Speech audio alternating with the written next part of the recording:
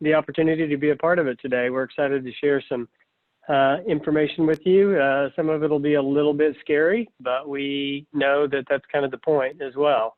So again, feel free to jump in and ask questions as we go along.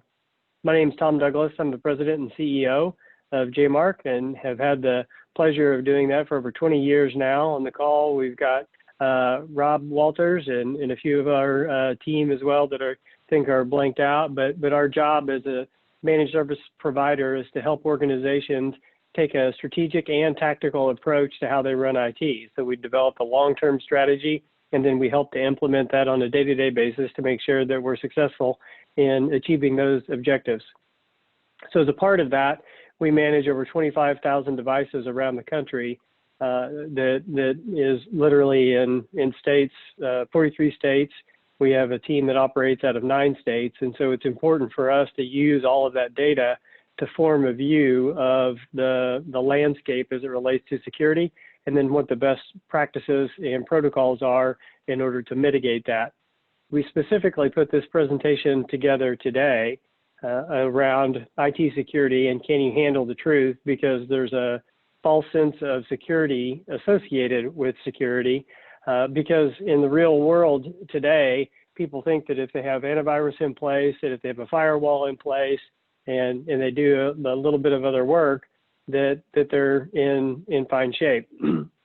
The reality of that is that about every breach that has occurred over the last year, if you went to the people involved in those situations and said, did you think you were safe? Most people would say, yeah, we had antivirus, we had a firewall, we had some geeks in the back room and they were drinking Mountain Dew, and so I thought that they were protecting us.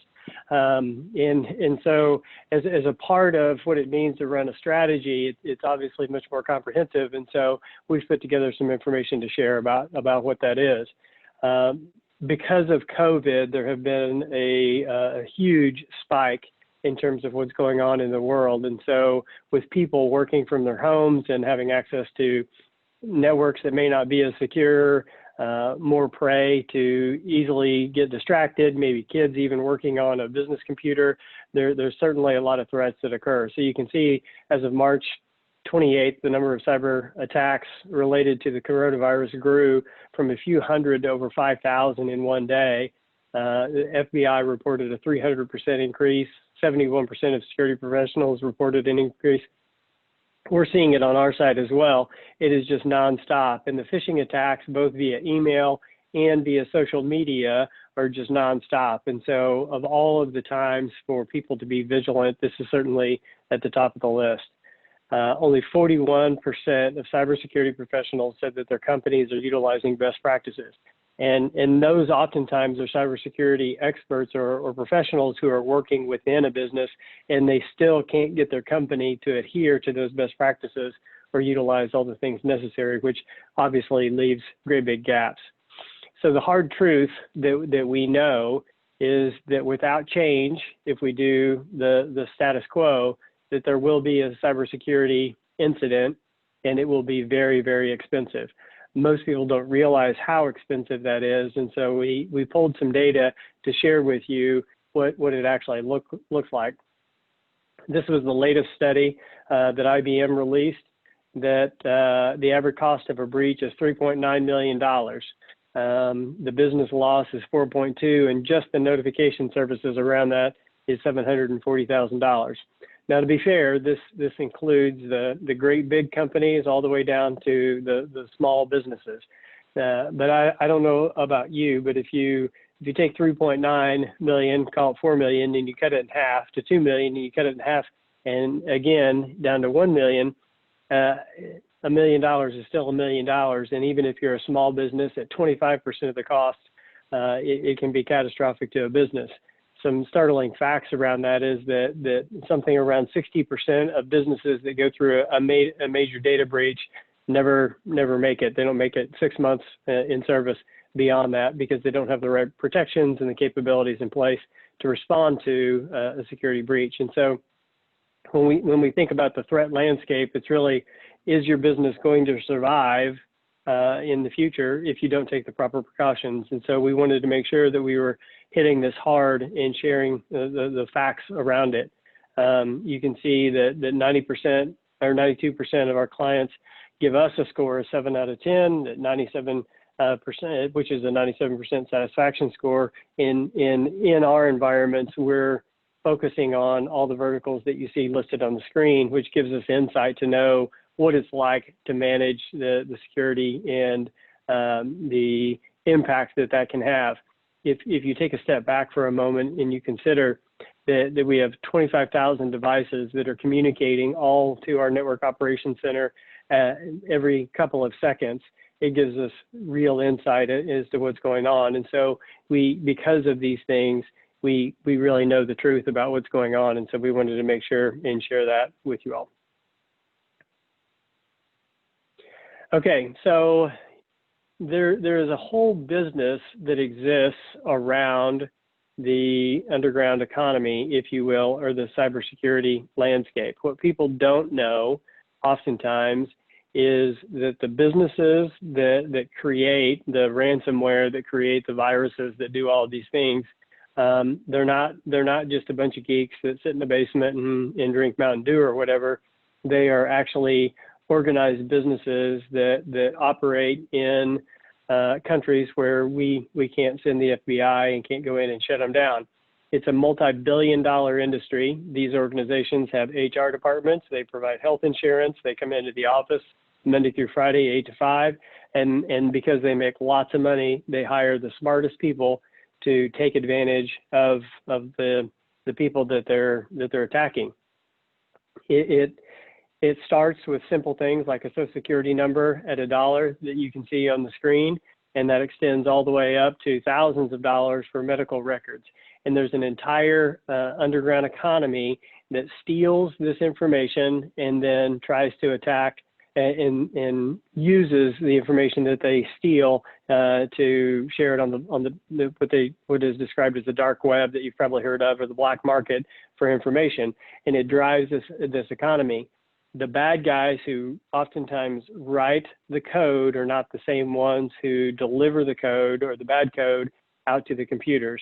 There's bad guys that write it, and then they literally sell or rent the code out to other people who use it to seek or steal specific information. The most current and relevant threat that exists today is ransomware. For those of you that aren't really familiar with ransomware, that's when the bad guys get into your system and oftentimes will be there for weeks on end, learning the ins and outs of how your network is set up, how your backups work, how the configuration of the network is set up, and they'll learn about the environment. And from that point, they sit and wait, and at what they feel like is an opportune moment, they launch ransomware. And effectively what that does is it encrypts all of the data on an entire network. We got pulled into a situation where there was an organization that had about 500 computers around the country in many, many servers. Someone clicked on the bad information and executed that on a Friday afternoon, and by Monday morning, the entire organization was shut down. So they can execute very quickly. And once they have all of the data encrypted on all the computers, a message pops up that says that you can't have access to your data unless you pay X amount of money and you send it via Bitcoin, which means effectively that it's untraceable. So the FBI or whomever can't go find where it is. Those range, as we say here on the screen, from $5,000 all the way up to $600,000 and beyond. In the SMB space, the worst that we've seen is in the 250 range, but it goes on and on. So as we progress from what is the threat into how do we start to mitigate that, it's important to get an appreciation for the costs and investments associated with that. And most people, if you look at their total IT spend and you ask them how much they're actually spending on security, it's far less than 10%. So we wanted to make sure and pull some data to share with you that shows that the economies of scale is real. The bigger you are, the less per user that you have to spend. But in a 75 user organization, you would spend somewhere in the neighborhood of $130,000 a year just for security and to truly deploy best practices. So this is something that you can work into your organization. Obviously, you want to go as fast as you can, but it has to be planned because it's no small investment to facilitate for any SMB in today's world. So if we can, oh, we got ahead of ourselves. We spoiled it. Maybe you didn't see that. We'll just jump ahead. When we talk about the number one most sensitive piece of information in the business community around protecting your data, that the single most critical piece of information is your email password, and we can bring it back up. And the reason for that is because your email password is oftentimes associated with not only your to be able to access your information online, whether it's Office 365 or the Google Suite or whatever it may be, but oftentimes that same password is now synchronized back to your network. And so if they can get you to click on a phishing email that says, hey, come check this out, and you click on it, it says, hey, I need to log in and get your username and password to access the email, and they steal that password, then they have access to the network, they have access to reset your accounts, and they'll literally log into an Office 365 environment and start to reset information all the way around your personal ecosystem and professional ecosystem. So once they get access to your email, obviously they've got your whole address book, so they can send emails to your family members and friends and say, hey, check out this link. And then they're pushing the bad code into your family and friends environment. They get access to legal and accounting, medical records, because oftentimes people have a tendency to use the same password or a similar password in their email environment as they do in other websites. So from all of the history that they see in your email, they can see who you correspond with or what websites you go to, what banks you go to from a financial institution's perspective. And all they have to do once they have your email is to go to the website and say, hey, I want to reset my password. The email comes in, they click on it to verify it, and then they're in. And now they're transferring funds or they're issuing checks or whatever may occur in that environment. And the same can occur in a business world if it's a business bank account. And so we'll talk a little bit about what it takes to do that. And we put up there merchants and vendors because one of the things that they'll often do is they'll compromise things and even sell your Netflix account. They'll access Amazon and ship themselves merchandise or Target or wherever you shop online, and they'll distribute all of that the merchandise and take advantage of the accounts that you have set up. So once they get access to your email account, it can be devastating, quick, fast, and in a hurry. So as we talk about what it means to actually protect your environment, one of the most important things that we have to do is to define a security owner. A lot of times in businesses, what we find is we have general IT practices and we have somebody who's responsible for IT, but there's not a single person that is designated to be responsible for security and compliance. And therefore, if everyone is responsible, no one is responsible. So, and the reason that we say not a compliance officer, because compliance is not enough, it actually gets into the systems that live in your environment, whether that's a ERP or a CRM or a billing system. Each one of those systems has a set of security protocols that need to be implemented in the environment. And so you're working with those system owners, somebody who's responsible to ensure that the best practices are being followed.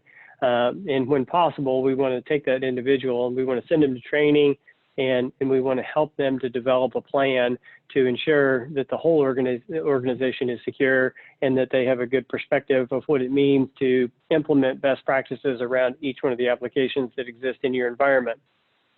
So their job, if you will, is to own all the way through the organization all of the protocols, procedures, best practices that need to be implemented so that we are mitigating those risks as much as possible.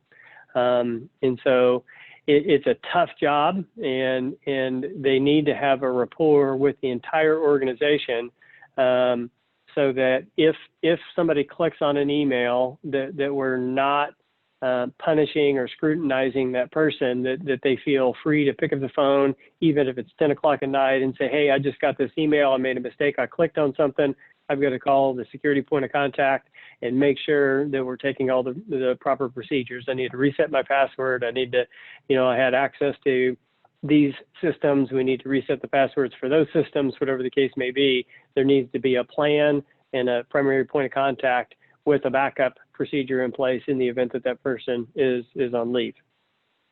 So it's an important role within an organization that most companies fail to fulfill.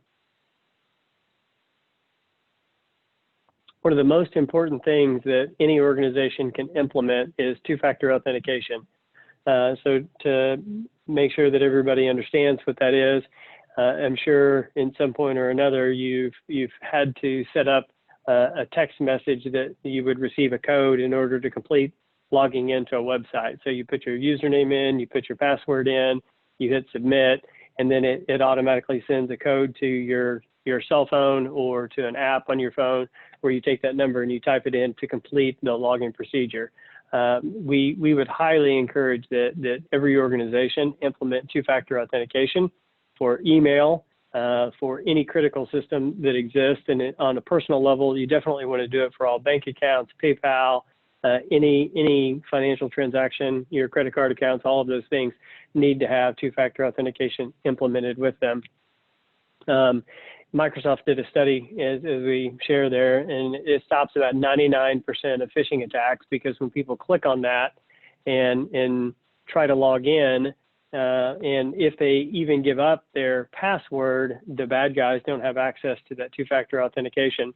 In our particular environment, before we had two-factor authenticated across the board, when we implemented it across the board for our clientele, we saw about a 30 to 40% drop in just random tickets that were coming in because people were afraid of what they had done or what they could have compromised in the environment. So a huge impact on the security of an environment.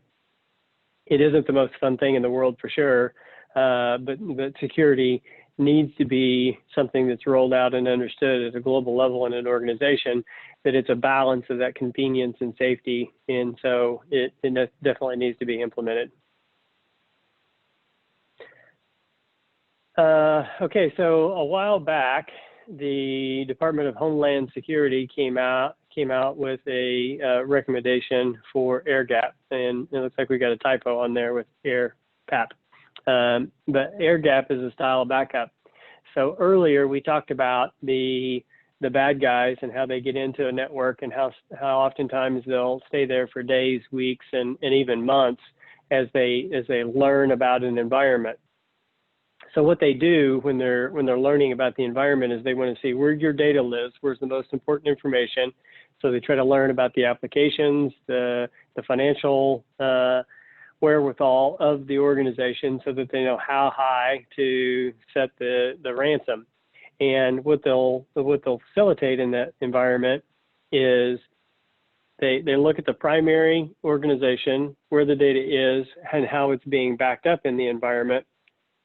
And as before they oftentimes will execute the ransomware, they'll log into the console where the backup is occurring, and they'll literally delete all of the backups.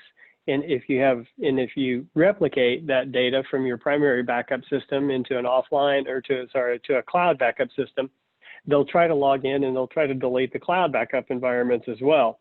So an air gap is the separation or segmentation of a copy of all of your data, and that should be done every single day, where we're taking a copy of our backup and we're taking it so that the primary network can no longer talk to it, so that it's separated. So if the bad guys get in and they compromise the network and they lock it up and they delete all the backups and they delete the cloud backups, we still have a repository of information stored for the information where we can put it all back together again. And so the Department of Homeland Security saw that so many organizations fell prey to the situation where they thought they were doing a good job. They had redundancy in their environment. They made good backups. They took a backup offline, or into the cloud environment, but still yet they were falling prey to these ransomware attacks because they didn't have this air gap or the separation of data from the primary network. And so the best practice has become that every day there is an offline copy of your backups in the event that everything else is compromised. So, excuse me, developing a culture of security first. There are several different training applications available in the world today. One of our favorites is a product that we can help you with. It's called KnowBe4.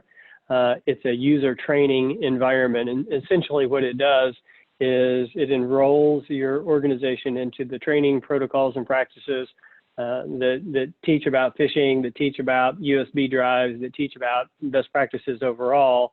And once people go through the classes, then they actually go through a quiz. And in the event that they don't pass the quiz, then they have to go back and retake the classes. And then on a random basis, excuse me, on a random basis, they'll receive test messages from the system and see if they can be tricked into clicking on or opening or putting their password into an environment. And if they are, then if they are tricked and the test was successful, then they're re-enrolled in the training to make sure that they knew how to deal with it. Some of the other best practices that we like to implement is that there needs to be something shared every week around security so that it's always top of mind.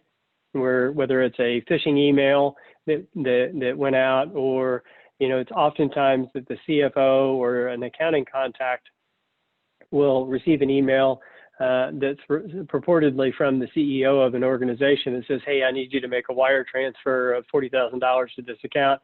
Please hurry and don't call me because I'm in a meeting. It's a really common attack that occurs. And if we're not talking about those and bringing those up inside of company meetings or team meetings on a weekly basis, then it can easily be forgotten. So as these attacks occur, it's a great idea to bring those up and share that with everyone just so that they see. Another common attack that occurs on a probably semi-regular basis is it's a similar message that comes from a department head and says, hey, can you go out and buy a whole bunch of gift cards and we'll reimburse you and mail them to this address for this person because we're doing a giveaway or whatever it may be. And there may be hundreds of dollars in gift cards that people are buying.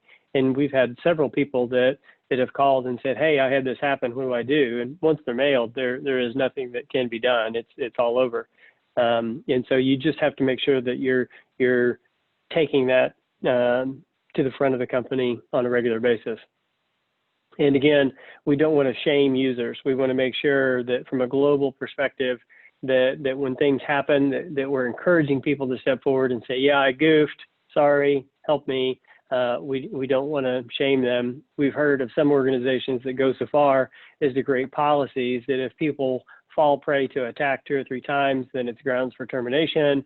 And so then you have people that are scared that they're going to get written up or that they're going to be kind of shamed inside the company. And we think that is bad behavior, that while we don't want to make it okay to fall prey to those things, we also don't want to make it not okay to raise your hand and say, hey, I made a mistake. I fell victim to one of these things. And so we just have to create a culture within the organization that it's security first, and we all make mistakes. So if you do, raise your hand.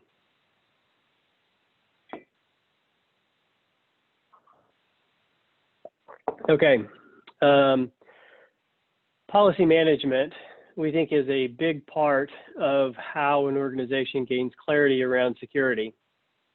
So whether you're responsible for IT or IT rolls up to you, or you're a CIO in an organization, whatever the role is, one of the main reasons that CIOs get fired is because there is a lack of clarity in what is expected at the executive team or the board level of an organization versus what's actually happening down on what I'll call boots on the street.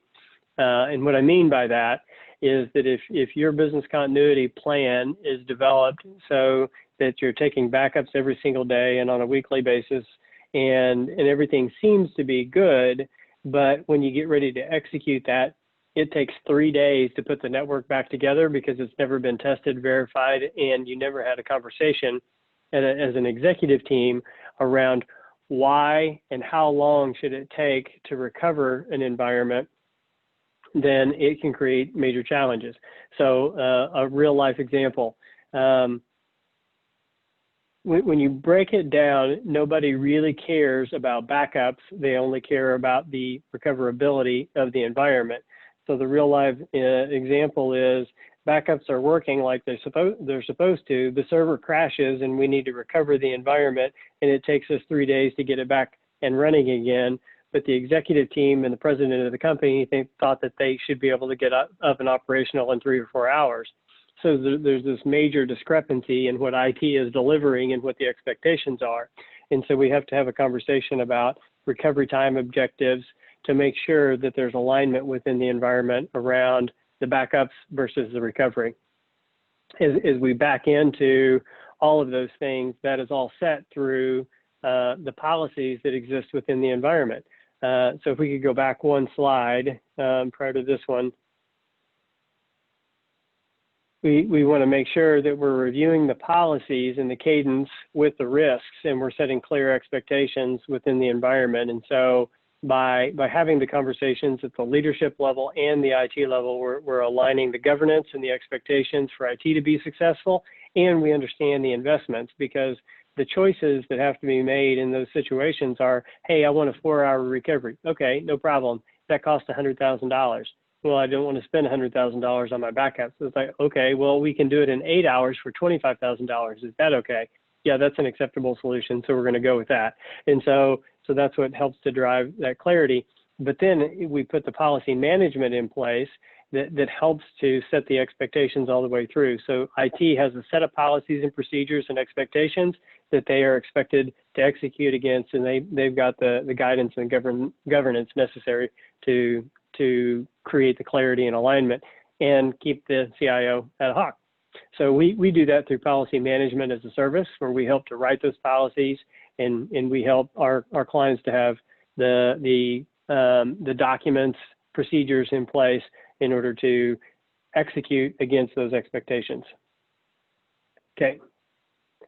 So as we progress that, and we start to break that down into the next level. So you've got the procedures that are written for individuals, and then we've got the technical procedures that happen on the network, and that takes place in the form of group policies. So it's the rules in which the network follows in order to deliver the outcomes that the organization sets. So it's the geeky things that happen on the back end, and they should match the organizational policies. So as an example, if your organization's policies are that every 30 days we're going to reset our passwords, then we go to the computer network and we say every 30 days we have to make sure that we're resetting the passwords. And so we're driving that clarity all the way through. And so it's a lengthy and not simple conversation to make those decisions, and then it has to be implemented, tested, and verified, all the way down to making sure that we're verifying what it takes to recover the backups. Again, we don't care about backups, we just care about recoverability. So if we're not doing a test from time to time to make sure that if we said we wanted to be able to recover in 8 hours, well, let's do a test and make sure that we can actually deliver on that expectation. And so we're matching the expectations of the organization with the actual outcomes that occur in the network. When it comes to Office 365 or Google, we want to marry those policies, whether it's two-factor authentication or other verification capabilities, single sign-on, and those are implemented all the way through. We also recommend in Office 365, there's a setting that is the geo-blocking, implement geo-blocking, which means that if an email comes in from the Middle East, and we never do business with people in the Middle East, then those emails are blocked. And so there's the capability to go country code by country code to make sure that emails aren't sent in, because many of the emails, the phishing emails, are done from countries outside the U.S. And then as it relates to Office 365, we like to point out that a lot of people assume, whether it's Google or it's Office 365, a lot of people assume that because it's in the cloud and Microsoft's managing it, that I have good backups. And the reality of it is that the default backups that are configured in both the Google and the Office 365 environment are very insufficient. If you needed to go back 3 weeks and recover an email that you accidentally deleted, that wouldn't be possible. And so you have to go through and you have to take the time to evaluate the configuration and sometimes implement third-party tools in order to properly back up Office 365.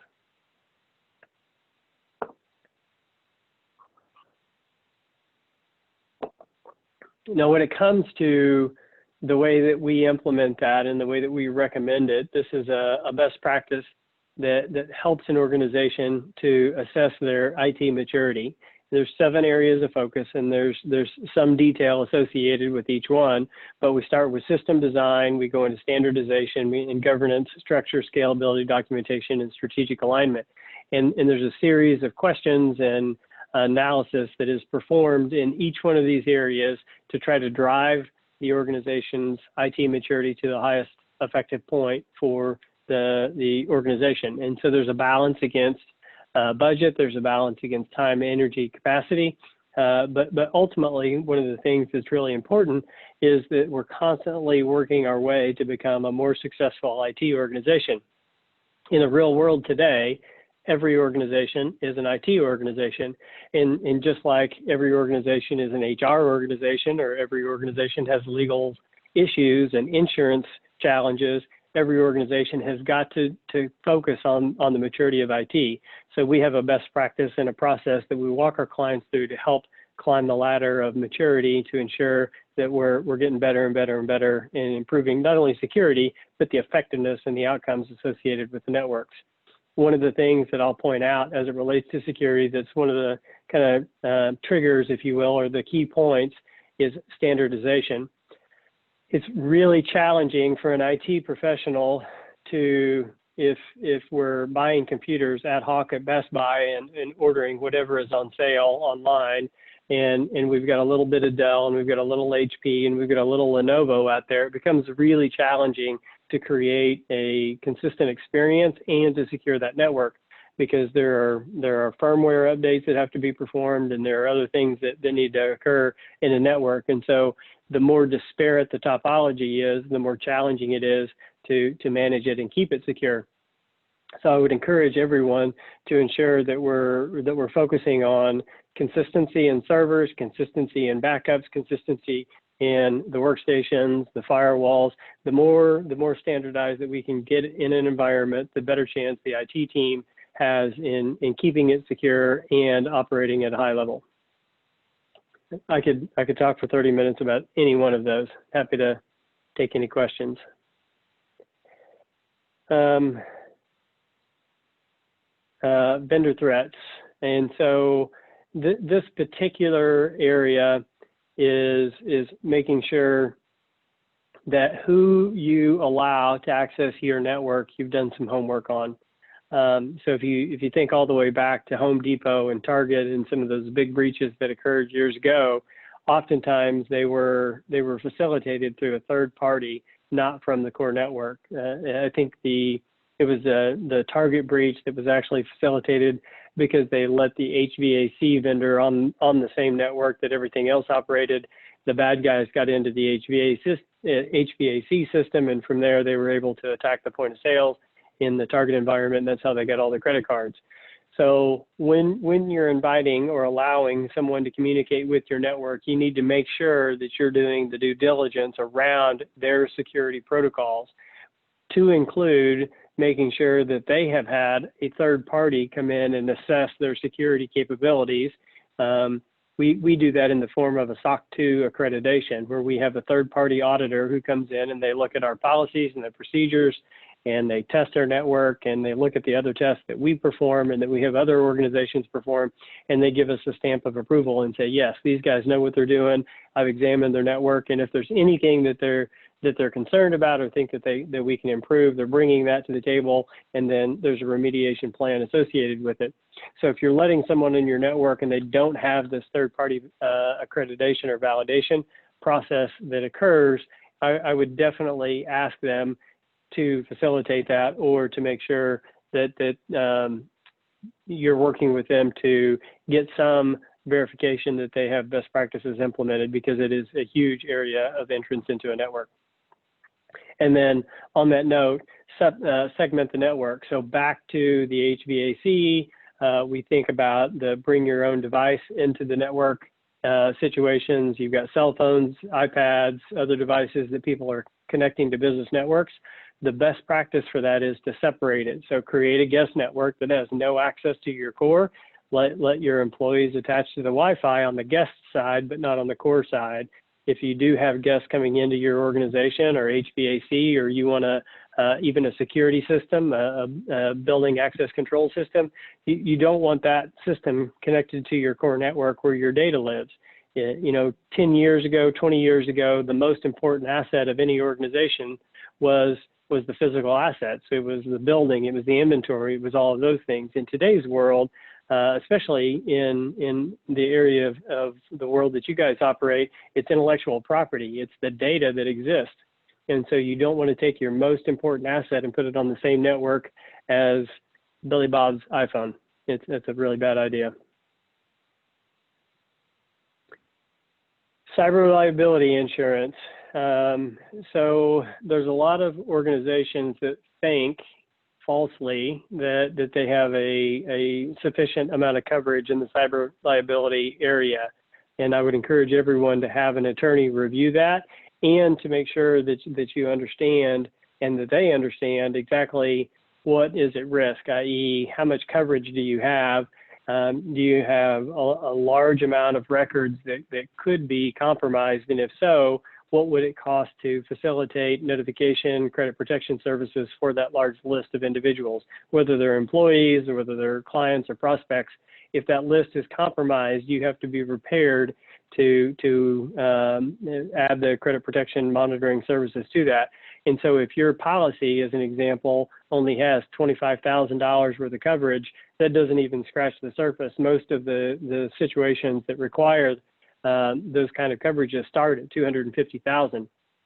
And so when you're reviewing it, don't assume because your insurance agent is coming in and saying, yeah, as a part of our E&O, oh, by the way, it comes with a cyber liability policy. And it's like, yay, high five. No, that's not it. You need to go through the same scrutiny on your cyber policy that you would go through on your health policy, to walk through the different scenarios and understand what it means. If you have an issue, what is the coverage?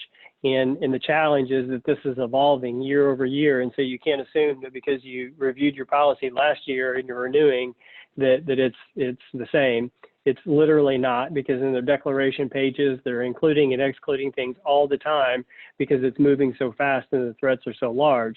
So make sure that you take the time to get the details of your coverage and that you have clarity into your organization around that. And make sure that the IT team understands the specific requirements as it relates to that policy. So in order for the policy to step in or have a trigger, there may be minimum requirements that IT has to fulfill. And if they fail to, it could negate the policy. So you want to make sure that there's alignment around all of those things so that you're in compliance.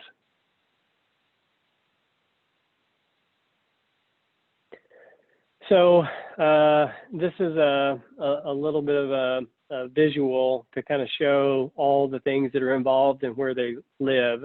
So infrastructure management and monitoring. So there's the implementation of best practices and then the ongoing management of those. And then you have to monitor it to make sure that it's working. There's scripts and automation that have to occur. Updates are a really, really big area. So if you're not doing Windows updates, Adobe updates, Java updates, all of those things, then it's a big deal. The problem is that if you're not actually taking it to the next level and hardening the network, then you're still left open to threats. So it's not enough anymore just to load the updates. There's extra scripts and automation that needs to be done to ensure that you've got everything locked down the way that you're supposed to. And then you need to test it and make sure that everything is doing what it's supposed to. Constant patch management, regular communication with your team around security first, that we've implemented the policies and that we're driving that alignment, we're managing the vendors, we're reviewing and we're taking the time at a board or executive team level to look at our threat report, look at our IT effectiveness reports, and that we understand and own that. It is a board level decision to say yes or no to cyber liability. It's a board level decision to say yes or no to investing in the latest firewalls or the policy management or the monitoring tools necessary. Those need to be made at an executive level or a board level, because that's where the liability ultimately lands in the event of a breach. It's coming out of somebody's pockets, so they need to be the ones that are saying yes and no. And then obviously, last and certainly not least, is that we've got the insurance policy that will step in the event that there is a problem. So we put together just a real fast checklist that we wanted to make sure and share with you, that's, define the security manager in your business that understands the network, the servers, the applications, the users, the cloud environments, if that's applicable. There's a password management with two-factor authentication in place. User training is going on. Real and managed firewall. So it's one thing to leave a firewall sitting on your network, but if it's not updated literally daily, then it will quickly be out of date. So you have to have a management agreement around that. Patch management is in place for both Microsoft and third parties. The backups are monitored, and you've got air gaps in those that you're standardizing, aligning the policies, and that you've got the network level, not just computer level, antivirus and anti-malware. We also recommend a SIEM tool. I won't take the time to geek out on that, but if you Google it, you can find a little bit of information, but it's an extra monitoring and management tool to recognize behaviors on the network that are nefarious. And last, again, the insurance policy associated with that. So we have built a set of processes that I think we're running a little bit short on time, and we wanted to leave some time for questions if there are any. But we have built it like there's the foundation of IT, kind of the minimum right to play as it relates to any organization being able to play in the IT world. And that's all the things that you think of. They fix stuff, they take care of backups and the passwords and printer issues, whatever it may be. That's kind of the foundation of IT overall.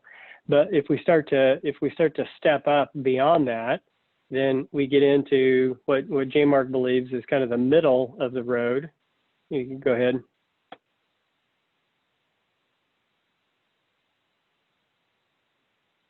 And that is the formula, which starts to build IT to the next level of maturity. So before we talked about IT maturity and constantly rising. So the foundation is the minimum right to play. The formula is starting to get more strategic. So IT should always be focused around P1, T2, which in our world means people first and technology second.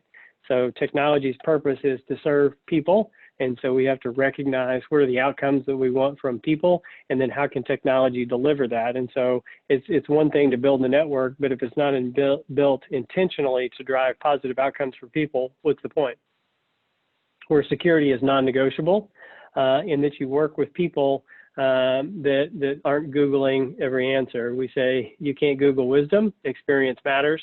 In our organization, we've got multiple areas of redundancy, so we have no single points of failure, and we believe that that's absolutely critical. But we also want to make sure that we're bringing people to the table that have years worth of experience in implementing best practices and making sure that they know how to properly lock down a network.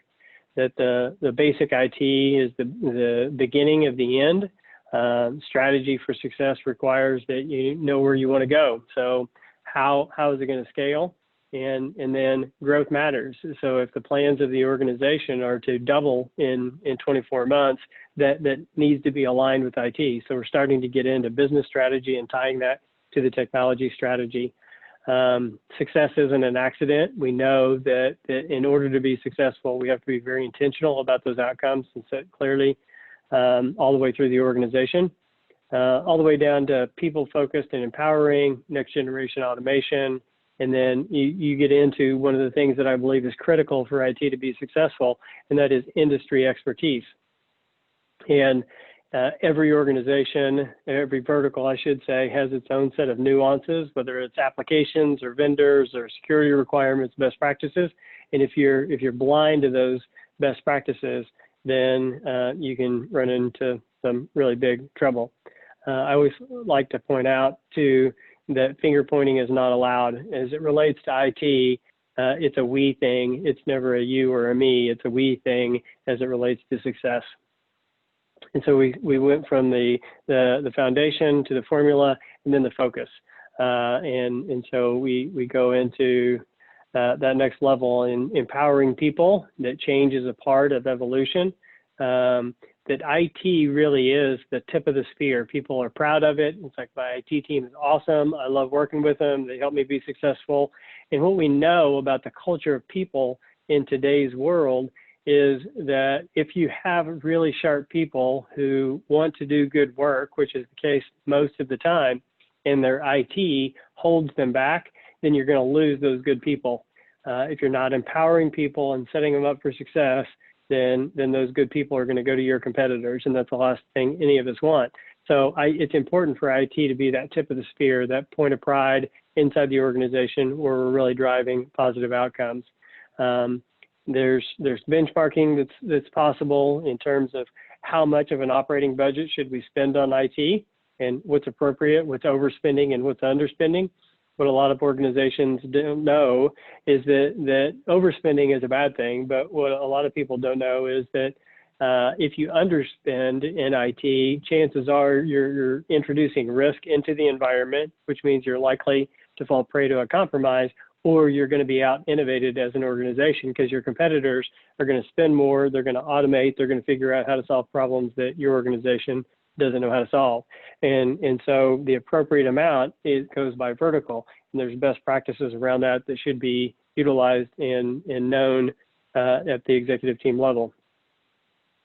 IT should be a productivity multiplier, and as an example, 75 users, 5% degradation at $45,000 per year starts to cost $168,000 in lost productivity.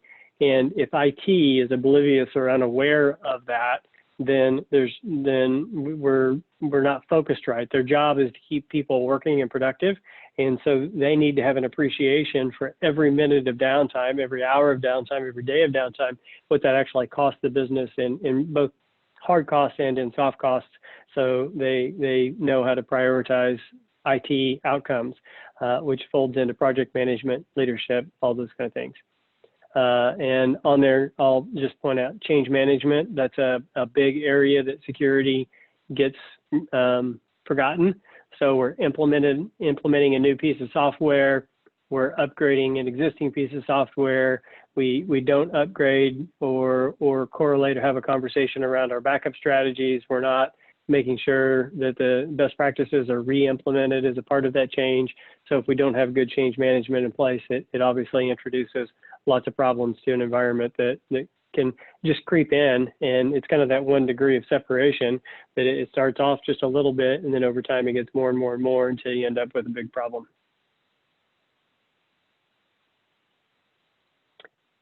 And that is all we have for you. So I know I threw out a whole ton of information. Hopefully it was helpful for you, and would love to have any questions that you may have around security or anything that I have shared with you today as it relates to best practices in IT, and hopefully scaring you a little bit so that we change some things on the back end and our attitudes. I'm going to go ahead and unmute all real quick. I'm going to ask all to unmute. There we go. Yes. Does anyone have any questions for J. Mark? Yes.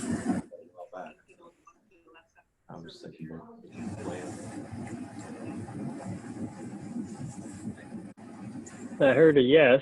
Right. Well, here's the big picture.